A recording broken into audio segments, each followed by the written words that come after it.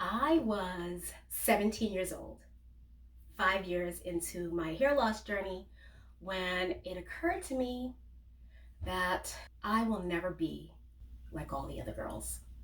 My name is Action Jacqueline. I'm your fellow alopecia princess, and I'm here to help you on your hair loss journey. So if you're interested in this topic, go ahead and subscribe to this channel because I think there's a lot of things that I can share with you that might help you on your journey. I've got 35 years in the hair loss game, and I'm pretty sure there's one or two things that I can teach you.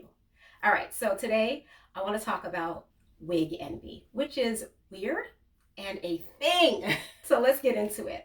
To give you some history, I am of Caribbean heritage. My mom is African Jamaican, and my dad is half black, half white, half Indian from Guyana. So, what that meant for myself and my sisters is we all had this long, thick hair. It was really long and really thick, and because of where I grew up, it was kind of a big deal. I grew up in a section of New York City that was largely black. So the other girls had hair that was about shoulder length, maybe a little longer, and it was normally a dark brown color, right? So for us, we had this dark brown long hair that was like down to our backs. And for that reason, us three girls, myself and my two sisters, we were kind of known for having this big hair in our neighborhood. So when I did lose my hair at first, all I ever wanted to do was get the hair back that I used to have. I wanted to look like my sisters. Those were my points of reference. I wanted to look just like my sisters. And I did try to get hair that looked like that, and it was just futile. I guess nowadays they definitely make wigs that look that way, but back in the 80s, if they had hair that looked like that, it was probably a joke.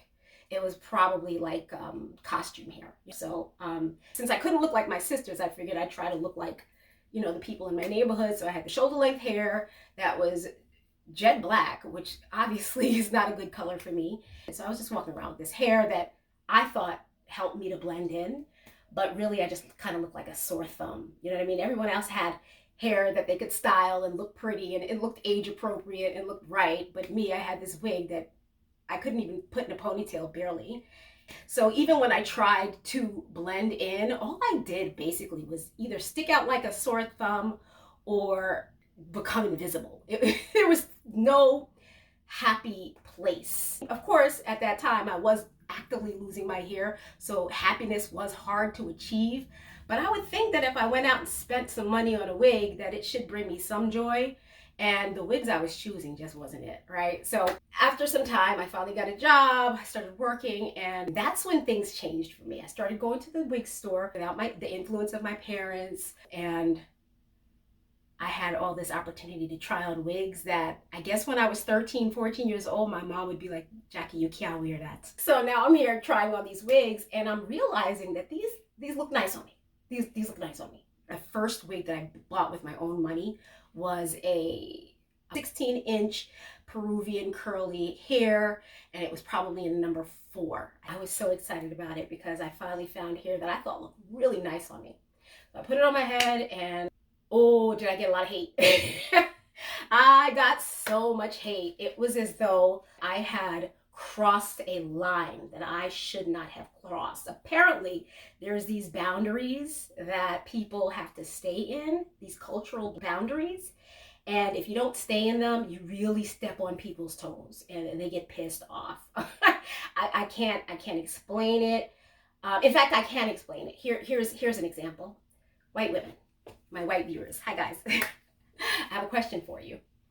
Have you, or has anyone you've ever known, went and got cornrows put in your hair?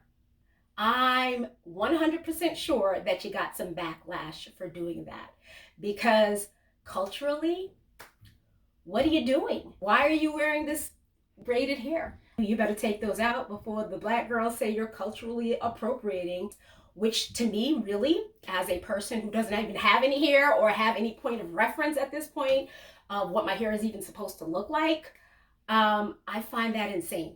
And I don't play by those rules, right? So when I talk about wig envy, I'm talking about that. I can recall a time walking into a wig store. At this time, I'm probably 18 years old and I'm still wearing dark wigs. I wore basically number 2 or 4 wigs until I was well into my 30s. So I go inside this wig store and I ask the sales attendant if I could try on this blonde wig. It was a blonde wig and it was a little shorter. And she says, "You sure you want to try something so light? You sure you don't want to go something a little darker?" And I just looked at her and I'm like, yeah, that's what I asked for. So she gave me the wig. I tried it on and I liked it. I liked it. It was a little strange to be wearing blonde hair, and I knew what it meant for me to put on this blonde hair. I expected 100%, let me stop that somebody somewhere was going to have a problem with me wearing this blonde hair, right? So I don't care at this point, right? Because I told you, I realized when I was 17 that I'm different, that I don't play by those rules.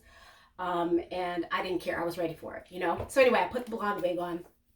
I liked it. A few other people in the store were giving me compliments. "Oh, that looks really nice on you," you know? And there was a black woman in the store as well. And she managed to creep up like really close to me. And she said to me, "That looks real good. I wish I could wear something like that." And I said, "You can. All you gotta do is buy it, because you know it has the dark roots. So those dark roots would actually make it more easy for a darker skinned person to wear, right?" So that was my thought. You know, yeah, you could wear it. And she said, "Oh no, I could never." And then she walked away. And it occurred to me at that time that people are really confined by these cultural rules that live, I don't know, somewhere in your head or somewhere in society. I don't know. They're not written down anywhere, but they exist. They exist, and people are really bound to it. And what people don't like is to see someone who doesn't have to play by those rules, or who doesn't abide by those rules. It somehow rubs them the wrong way, and you get a lot of backlash from it. And I would implore you to not let that get to you, because it will take away the one joy that alopecia gives you. And that is the freedom to do whatever the hell you want with your face and your hair. I have to get up and figure out how my eyebrows are going to look each and every day. I'm going to be 50 this year. I have to figure out how my hair is supposed to look as a 50-year-old. Am I supposed to get like a gray wig? I don't even know. But I'm sure the girls will tell me, and to be honest, 1 or 2 people have, okay? I tried to look more black. I did. I tried wearing kinkier, curlier hair. I found that they were very difficult to maintain. And because they were difficult to maintain, I had to buy them way too often. I was spending way more money on my wigs when I was trying to look black than I do now that I'm not trying to look like anything. If I happen to look white, well, that's your problem. Because, you know, looking white and being white are not the same thing, right? I could put blue contacts in my eyes. I could start talking like a valley girl. It won't make me white. I'll still be black, right? So if you have a problem with the way I look, that's on you. That's your problem. Does it hurt me that some people don't like me or don't trust me because they don't know how to categorize me? Yes. Does it hurt me so much that I'm going to take away my own joy to try to appease them? Absolutely not. And I don't think anyone else should be doing that too. Anyway, guys, that's the gist of this conversation. If you have anything to add to this story, I would love to hear it. Or if you have any ideas for future videos, please put them down in the comments. I look forward to reading them. And I thank you so much for watching my show. You guys take good care and be well. Peace.